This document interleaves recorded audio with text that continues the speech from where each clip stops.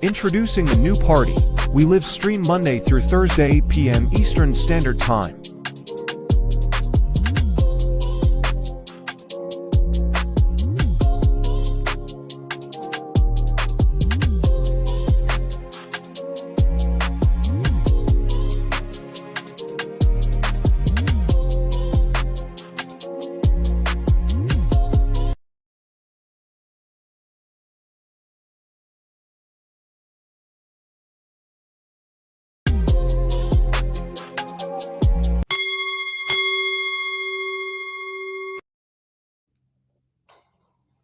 Welcome to the new party. I'm Nora Christine, I'm Gray Mars. and today we are going to be talking about the bombshell testimony from Capricorn Clark. We'll also be taking calls today, so if you guys want to join in on the conversation. So, Gray, have you ever heard of who Capricorn Clark is? No, I'm not familiar at all. So, Capricorn Clark was an assistant to Diddy, okay? And she also became somewhat semi an assistant to Cassie, but also a friend. She is like a play sister to Lauren London. And we all know who Lauren London is. Lauren London is a biracial actress. She was Nipsey Hussle's late partner when he passed away. She has kids by him. So we all know her from ATL. So pretty much that's the connection to who this person was. And today she took the stand. I'm assuming she's one of the last witnesses for the prosecution. So we're going to break down today and tell you who Capricorn Clark was. As you guys may or may not know, the trial took a long break. The last day was on Thursday. We last ended with Kid Cudi, who testified last week that Capricorn Clark called him in December 2011 to warn him that Combs had forcibly entered his Hollywood Hills home after learning that Kid Cudi had been dating Combs' on again, off again girlfriend, Cassie. Gray, what's your thoughts about this person? Is she a Judas? What do you think of her? I feel like lots of people in this entourage or in this crew are going to be pulled into the fray. I seen Young Thug call Kid Cudi a snitch, but the story's already out there. Everything's already out there. So I don't really feel like these people are really hurting Diddy. You can't hold them accountable, especially if they're being subpoenaed to hold your secrets. I don't know how Diddy himself feels about her testifying, but if I'm Diddy and I'm in that situation, the jig is up. Everybody's gonna like come to court. I'm not gonna hold somebody to the non-snitch code because we were running a business and it wasn't deemed as illegal. Now, if it was illegal, then yeah, you can consider somebody a snitch. Right. And so you guys know this is who Capricorn Clark is. Sorry, I'm trying to fix that. Let me see if I can yeah. That was who Capricorn Clark is. She pretty much is, just so we see what she looks like. So basically you're saying, in your opinion, you don't believe that she is a snitch. No, I don't think she's a snitch. I mean, I feel like how are you gonna hold her to like hold your secrets? I mean, like she just is like, I'm pretty sure she was on a regular payroll. She felt like she was a regular employee. Now, if behind the scenes Diddy was like, this is gang activity, we're an illegal organization. We're going with the Nosa Nostra, whatever you say with the mafia, and saying that we're gonna keep the vow of silence. Then yeah, it should be handled in the streets according to the street code. But from what I'm seeing with the people that are working with Diddy, they were employed, they were either W-9 employees or they were working at a real company. Right. So during her testimony today, she said that she had she worked for him from 2004 through 2012. She says once in December 2011 she was kidnapped. Prosecutor Mitzi Steiner didn't ask additional questions about the incident, but is sure to return to the topic later on. Do you believe she was kidnapped? Why would she say that? Who was kidnapped? Cassie? No, Capricorn Clark, the assistant. This is her testimony from today. That she was kidnapped by Diddy? That's what she alleges. I mean, it's possible. I mean, listen, Everything that's been attached to Diddy name is just getting crazier and crazier and crazier. So, did he kidnap her? I don't know, but it's very possible. She's under oath. If she's gonna say, "Hey, did he kidnap me? Did he convince me to do something I didn't want to do?" Diddy's character and what people are saying basically seems like it is possible Diddy could have done very nefarious things and done things that most of us would deem either bad or illegal. Also, fun fact, we have another Tupac connection. Guess who she used to work for? Suge Knight. Yeah. Yo, bro, obsessed with Tupac and Suge. Let me read this to y'all. He threatened to once kill her on her first day of working with him over his rival, Suge Knight. The Bad Boy Records founder took Clark to a deserted Central Park after dark with his security guard to issue a stark warning to her, since she used to work for Suge Knight, who was also the dad of her best friend's kids. Bro, this girl is a Judas. She's a freaking Judas, bro. Why the hell would you go work for Diddy? Listen, I'm trying to tell y'all, Cassie and all of them, who knows? Maybe they were being paid by Suge to give by Suge to go give information. This is crazy. He told me that he didn't know that I had anything to do with Suge Knight, and that if anything happened, he would have to kill me. Suge Knight, whose real name is Marion Knight Jr., founded West Coast rival Death Row Records. He's also currently serving 28 years behind bars for manslaughter.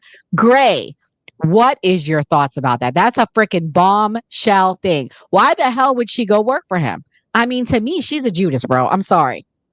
It was a lot of back and forth with the two bad boy camps and the death row camp. You gotta realize the music industry is like really small. So like if a person's working in the music industry, they have limited options on who they want to work for. I don't know if people know this, but Suge Knight and Dr. Dre have the same baby mama, Michelle. Their sons are brothers. Yes. I didn't know that. Yes, their sons are brothers. Dr. Dre was accused of doing domestic violence on her, and then she ended up getting with Suge Knight. If a lot of other people don't know, Lil Baby and the rapper and the basketball player Anthony Edwards, who was recently called out for not paying child support, they share the same baby mama. So this isn't like a big thing in the entertainment industry where people aren't around each other or people aren't working together. So her working for Suge and then her working for Diddy isn't really a shocker. I mean, like even in the industry we're in, there are people who come on our podcast and go work at other podcasts, even if we don't necessarily get along with that podcast, True. Whatever the case may be. So, I mean, I think it's just that the industry is so niche and it's just limited options for her. I don't know, y'all. How many limited options are there? I don't agree. I think that this girl went in there knowing she was going to be a snitch. Also, it's funny. She liked to play both sides, it seems like. She was friends with Cassie, and I believe she also formed a friendship, from my understanding, with Kim Porter. Capricorn Clark testified that she worked from 9 a.m. until 4 a.m. during shifts where she couldn't even take breaks or even eat meals. Gray, why would some people continue to work for this man if he worked them like slaves, basically? Why? Like, I don't get it. I mean, and I believe she was probably making like close to 200,000 because the lower assistant was making 125 a year. Have you ever seen the Dave Chappelle skit for Making a Band? No, tell me about it. I forget. Basically, they said that Diddy got the inside, not Diddy, Dave Chappelle got the inside on how Diddy really was. And like Diddy is basically like, I mean, I hate to use this word, but a slave driver. I'm gonna show the video because it shows basically exactly how Diddy is. Even though it's a comedy sketch, Dave Chappelle was able to get this information, and it was said that Diddy treated his staff like this, and that he caused them to do a whole lot of crazy stuff. Diddy had the Making a Band members walk miles and miles just to deliver a cheesecake for Beyonce. So you have it pulled up? I won't pull it up. Okay, keep talking. All right, I'll keep talking while you pull it up. All right, guys. So she was making just $65,000. Oh my God, even worse than I thought, making just $65,000 as Bad Boy Records founder's assistant and the head of human resources. told Combs he owed Clark $80,000 in overtime for a 3-month period. He ripped up the paper laying out what Clark was owed, she testified. She said she never was paid for overtime hours. Yo, this is like, to me, this is more like bombshell. Like, forget the freaking racketeering. He was running a damn slave factory over there. I mean, like, forget the S trafficking. This is human trafficking. This is like modern day slavery. Like, what the hell? Clark told jurors that Combs' bodyguard, Uncle Polly, came to her house and forced her to come with him to an abandoned skyscraper at 1710 Broadway after Combs' diamond necklace bracelet and watch went missing when she was transporting them. She was greeted on the 6th floor by a heavyset man, chain smoking cigarettes and drinking black coffee. He said, "If you fail this test, we're going to throw you in the East River." Clark says she underwent a whopping 5 full days of lie detector tests before being told she could finally return to work.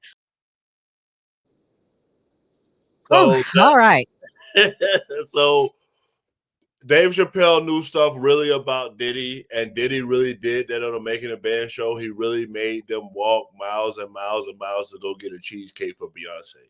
So even though that was a skit and it was joking around, there was elements of truth in that, and that's from the early 2000s, like when I was in high school. So like, not to age myself, but almost 20 years ago.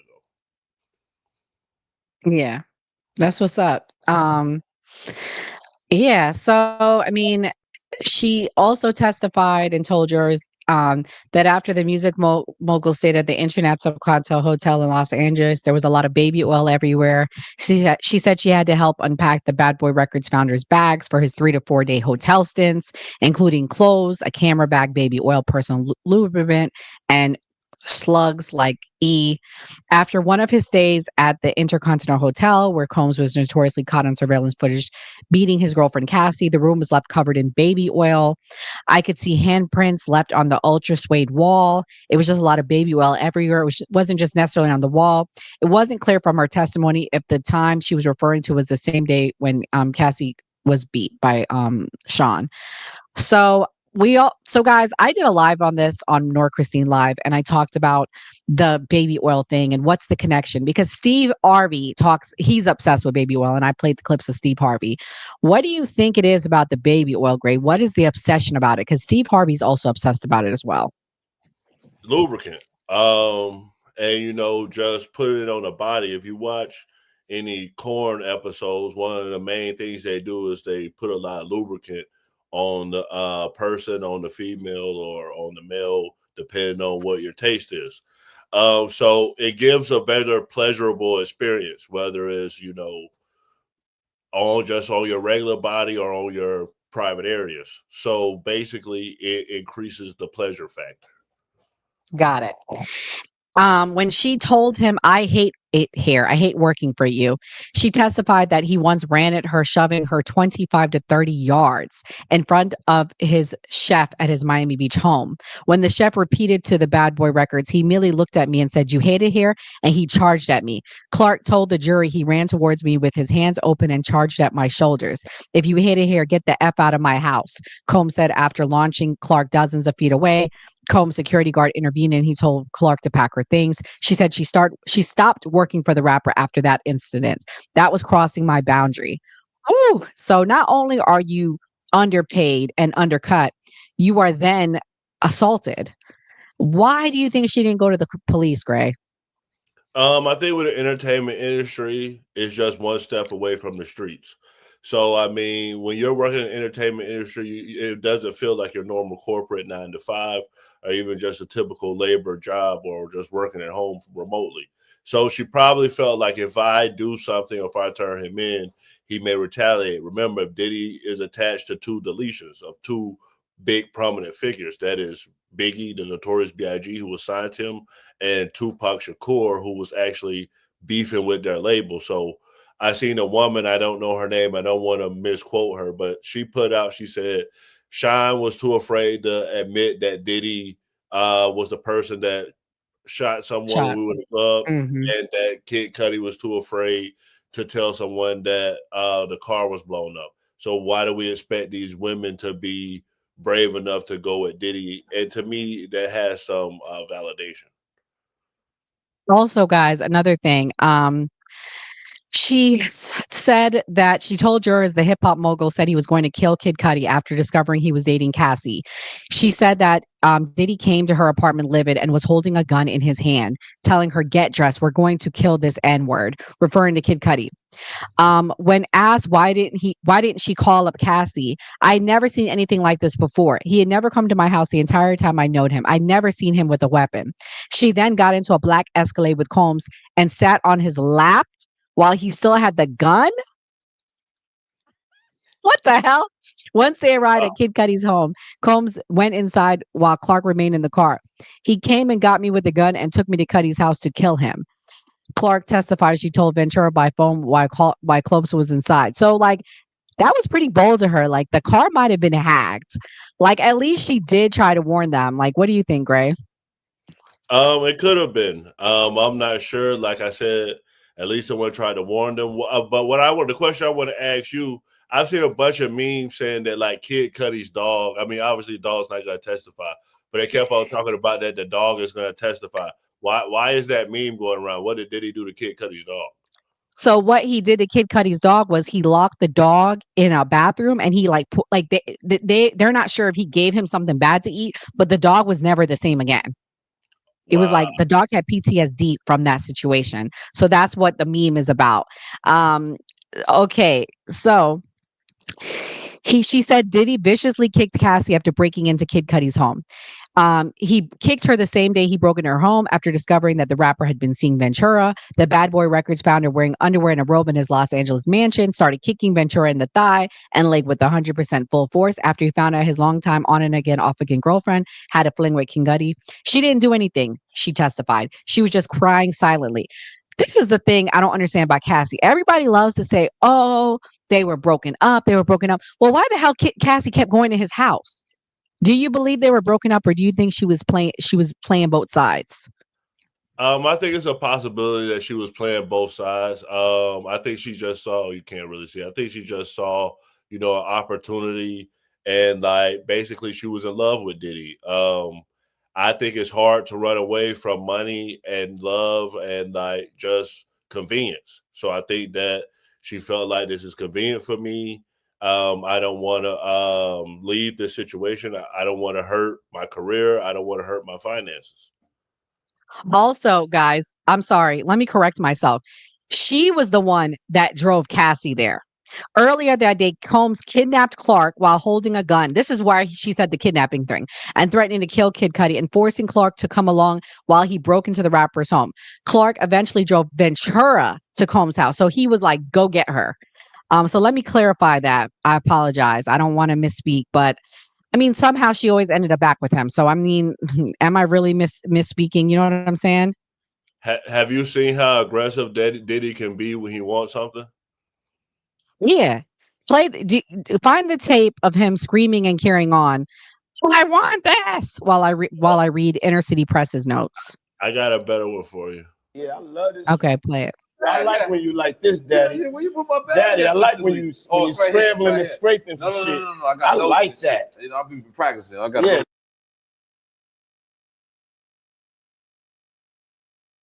Yeah, Mr. Lee. Yeah, I love this drink. Where you put my bag I like at? when you like this, Daddy. Yeah, when you put my bag Daddy, at, I like Mr. when Lee. you it's right scrambling here, and it's right scraping. here. When you It's right here, scrambling and it's right scraping for here. shit. No. Okay, yeah, I'm not gonna go over that one. Make a That wish. one? Just blow it out. It's your No. birthday every day.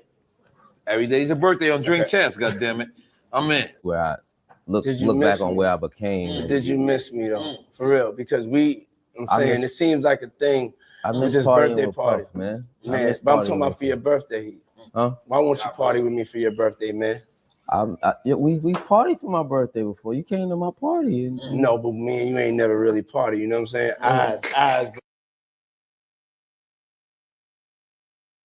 Eyes, brother. Oh, man. Eyes. I understand. You know what I'm saying? Okay. So check this out. It's me, Tyrese, Ray J, and F. Gary Gray. You know, I'm a type of nigga, I like variety, man. I like people that's unpredictable. You know what I'm saying? I like different personalities. So I was like, I never knew they would become what they are today. But you know what I'm saying? But like, you know, that sounded like the type of night I want to have in Vegas. You understand what I'm saying? Okay. So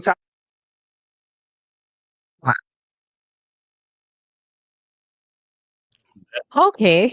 Well, pause for the cause, guys. We got over 150 people watching. Please hit the like button. Also, just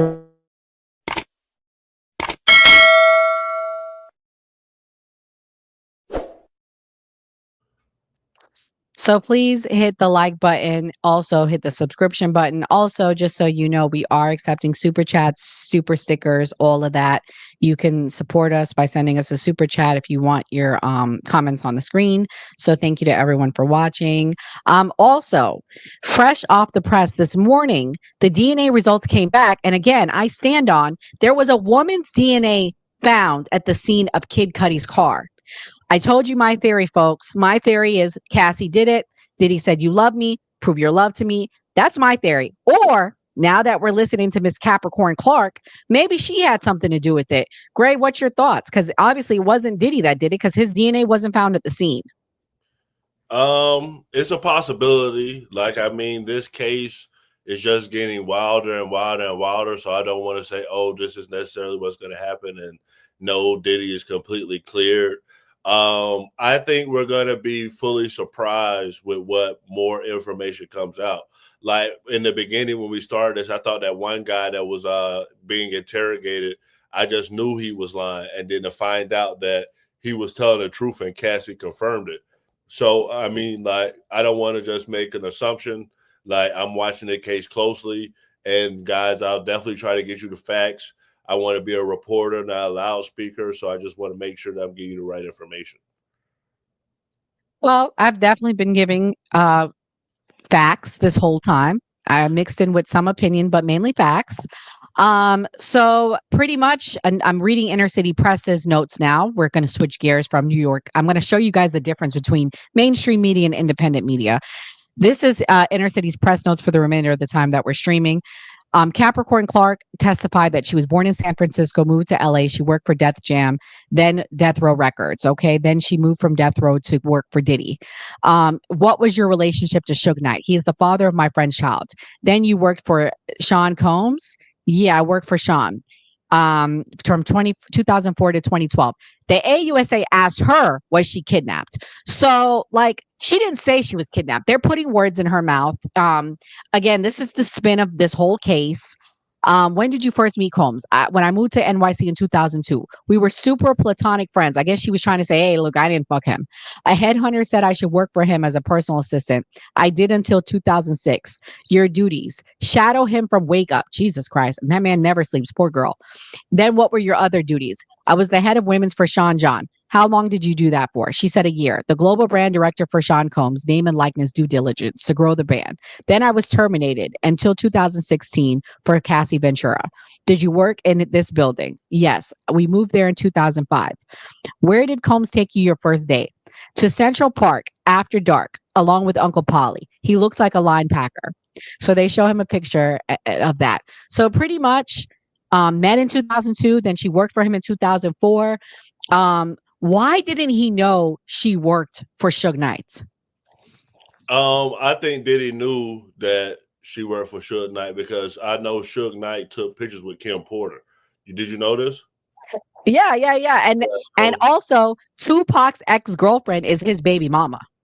Yeah, so like they were going back and forth. The beef was serious. Like a lot of people don't understand how serious this beef between Diddy and Suge Knight was. I mean, did you see when Suge Knight went on the award show and said, if you don't want a producer dancing your videos, like hit up Death Row, and Snoop Dogg was like, oh, New You York. should play that. Okay. Go find that. I'll play it. All right. So she said that she was taken to go take a lie detector test. I'm going to fast forward. I'm just trying to find stuff that this guy has that wasn't said by New York Post. So basically they made her take a bunch of lie detector tests because of some watch that was stolen. She said she worked under an NDA Jury should disregard the last answer. I guess they don't want her knowing that she worked for an NDA. What would you have been doing? She goes, I was shadowing Combs. What happened after 5 days that I could return to work, that Mr. Combs would see me the next week? Did Mr. Combs ever discuss it with you? No. Why did you continue to work for Mr. Combs? If I left, they thought I stole it.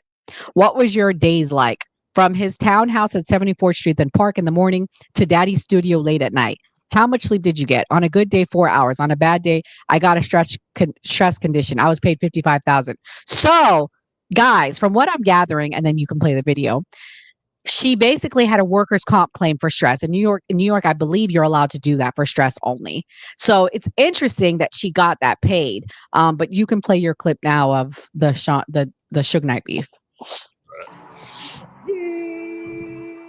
Yeah. I can't hear it. Is the sound on? Yeah. Okay, now I can hear.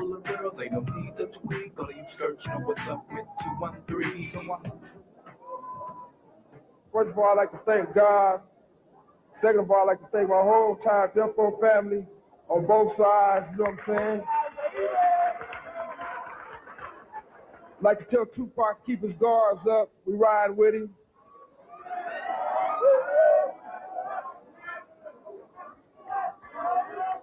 And one other thing I'd like to say, any artist out there want to be an artist and want to stay a star, don't want to have to worry about the executive producer trying to be all in the video, all on the record, dancing. Come to Death Row.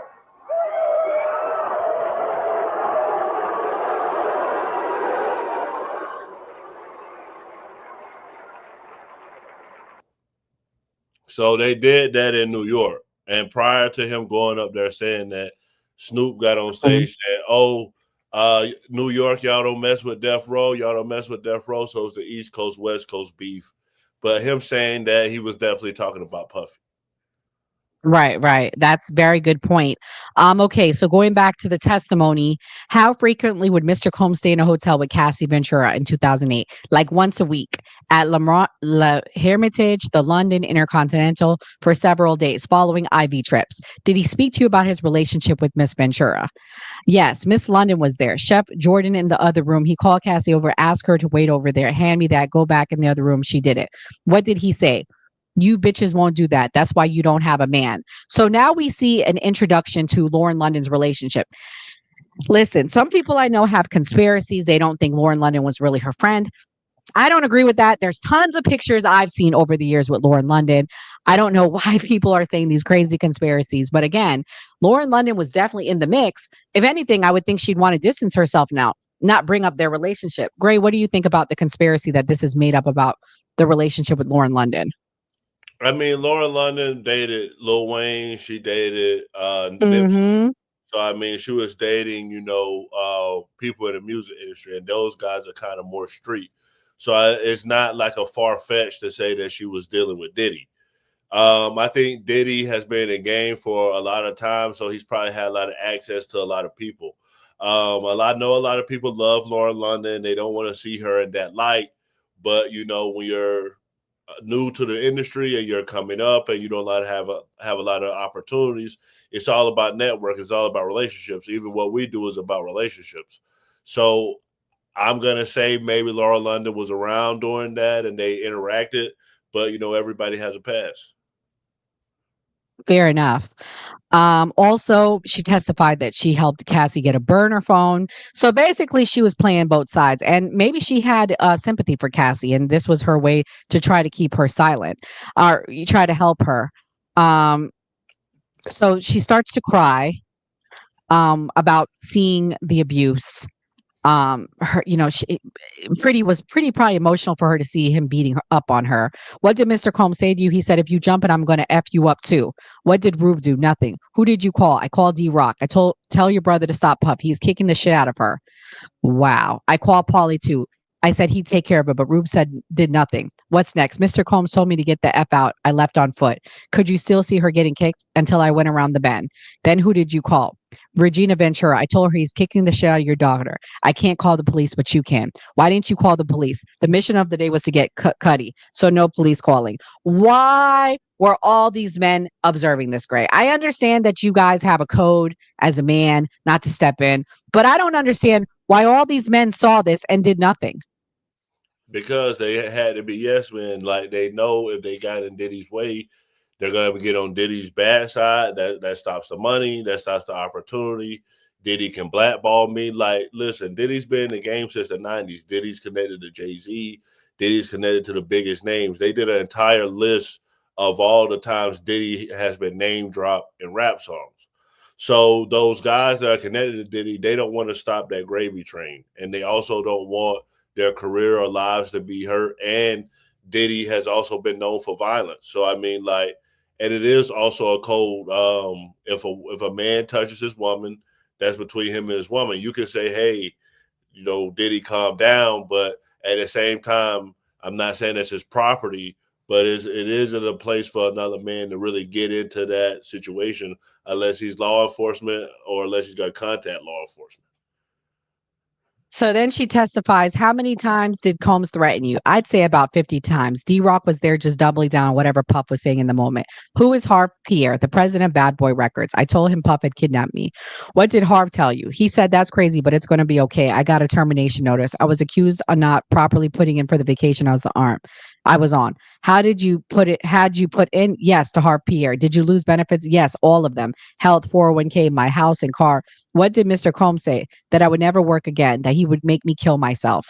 Did you get a job offer? I did, but it fell through. I couldn't get a job. Did you settle with Combs in October 2012?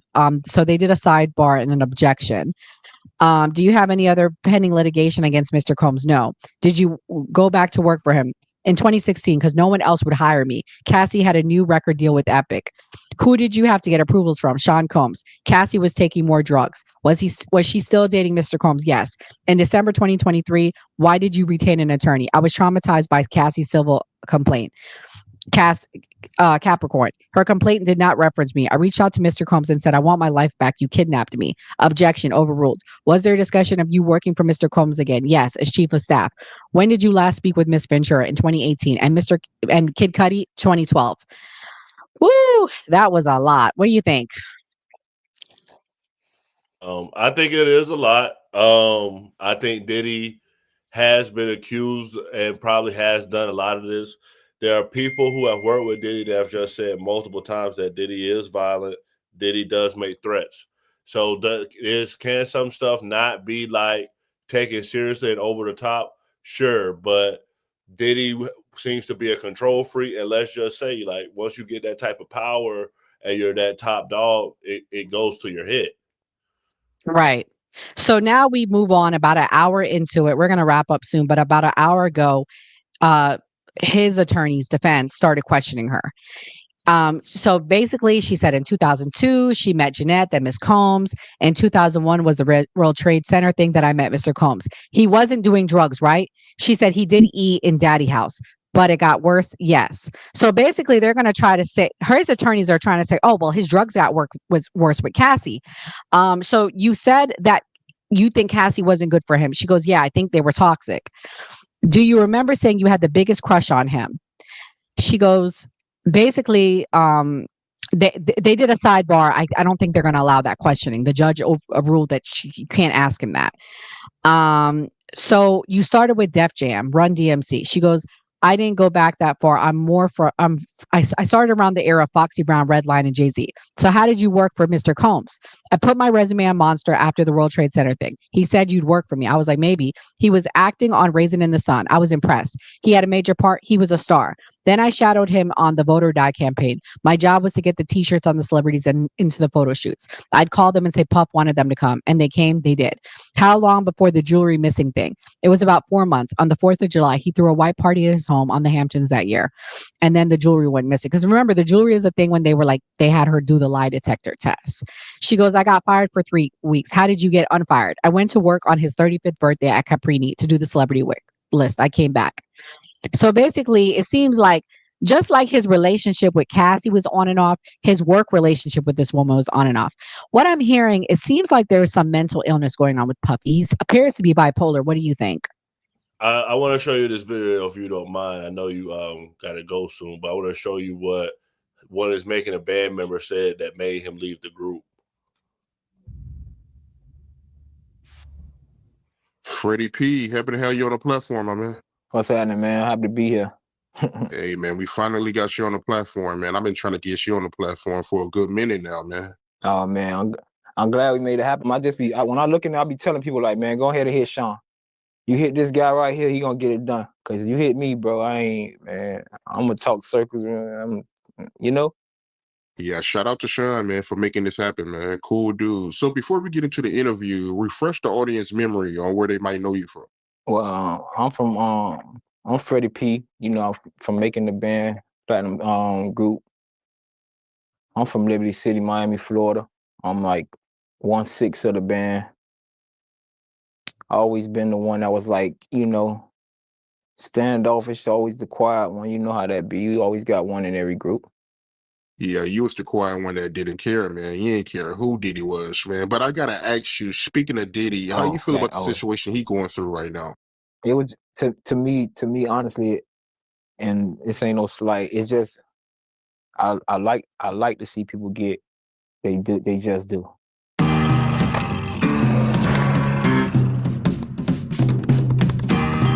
Hey, you need to take that down. Okay. I leave that man alone because I hate bullies. But if I don't feel like he's guilty, I just feel like, bro, it's there. Like all the people ain't lying, and then when a person lie because they when a person lying, they ain't going into detail. Like it's certain things, and people always trying to blame Cassie. Like, no, bro, like you ain't never been around a billionaire before, so you can't be around that. You don't know how to judge that situation when somebody like it's kind of like the dude you ever seen the commercial. They hold a daughter, and you like, you gotta be quicker than that. They gonna keep dangling the money in your face. You gonna kiss like the carrot in front of the rabbit. You see the food, you gonna keep chasing it. And eventually you're going to feel like, why would I quit and I done got to the 12th grade? Like, who gets to the 12th grade and quit school? So if you go through so many levels of embarrassment, whatever you want to call it, and then you get to where you feel like, I surpassed a lot of stuff. I done did the worst of the worst. You go to feeling like, okay, I want to be compensated. But as far as his crib, man, I just feel like, man, they deserve it. You know what I'm saying? You see he quiet. You got to look at the surroundings. Like, people like, why his friends ain't talking? Why be looking for people to step up for me? You get what I'm saying? The time I'm in the mood, Nick is like, and he was like, yo, Playboy, money. What you think? Nick told me some shit about, and what's so crazy is, if a nigga threaten you like this, right? You laugh at a nigga like, man, get your funny ass from by me, boy. I'm gonna shoot you in your, you know what I'm saying? This nigga threaten you, it hit different. You hear what I'm saying? Like, and I'm a gangster. Like, I done been in real, I done seen it. I ain't got to talk about him. Just tell you ain't nothing he can show me that I ain't seen. You get what I'm saying? So when he said this to me, it hit a nerve. It was like, it was on some shit. Like, one day I woke up, I was in the mood. I'm in the studio, I'm snapping, whatever. I don't want to be with it. When you around a bunch of goofies, you a street nigga. Sometimes you don't want to be around the nerds. Sometimes the nerds irritate you. So I'm in that bitch. I'm just frustrated with a lot of shit that's going on. Anyway, we get in a situation. We in front of everybody. Nick like, he was like, man, money, man, what you think, you bad or something? He was like, nigga, I'll buy every house on your block. Shut every light off on that bitch, and when you come out, every time you come out that bitch, you'll get popped. So when another nigga tell you some shit like that, you like, well, get your animated ass out of here, goofy ass. You feel what I'm saying? When he tell you some shit like that, you go to picture him purchasing every house. You go to picturing every light on the block going on. And that shit silenced me. And for you to make that, people ask why I left the band. Like, that's why I left the band. Like, that's why I didn't do Dave Chappelle. Like, we got into that. So basically, Diddy told him that he would buy. I'm pretty sure you heard what he said. So what do you think about that threat that Diddy made to him? I mean, it seems to be pretty consistent. Diddy made a lot of blanketed threats to people. And, so this is not looking good in regards for the whole racketeering charge. However, I have not heard the biggest important piece of the racketeering charge, which is the financial gain. So until we hear that, for me, the one charge that I think is going to for sure stick is the S trafficking charge. Well, it's possible. It's possible. I think Diddy might dodge the RICO. I still feel that way, that it's a domestic violence case, because the more and more evidence that comes out, this really just seems like a toxic couple. The more and more evidence. I'm not looking at this as looking at John Gotti or Al Capone or even Big Meech, your average, criminal organization. It just looks more to me like a freak off, like they call it. True. Well, guys, we have some exciting news. Please stay to the end of the video. We are going to New York City next Monday and Tuesday. We got big things coming. We're hoping to get inside the courthouse so we can give you our updates at 12 noon versus inner city presses. I think we might have to do it. Like, it depends whenever we have breaks from the trial. Gray, what's your closing thoughts? My closing thoughts are, please stick with us. We're going to cover this Diddy trial. I know people are watching other content creators because they're not filming it, but we're going to get you all the information, and we're going to be bringing more and more information from before Diddy was even in this, so you guys can kind of know what's been going on and just keep you guys up to date on this Diddy trial. All right, guys. Happy Tuesday. Have a nice week. Hey guys, we've got something big coming up. We're headed in person to cover the Diddy trial on June 2nd and June 3rd, and we need your help to get there. As you know, we are now celebrating our 1-year anniversary, so it's an exciting time for us. We'll be making exclusive in-life content, interviews, updates from the courthouse, and behind-the-scenes moments you won't see anywhere else. This is about more than just one case. It's about getting the truth out there, accountability, and bringing our community real, unfiltered coverage straight from the front lines. If you rock with what we do and want to support independent media, hit the link below and drop something in the Cash App. Cash App below. Please support us. Every dollar counts. Travel, lodging, care. And we're doing this for the new party team. For always supporting us. Let's make some noise.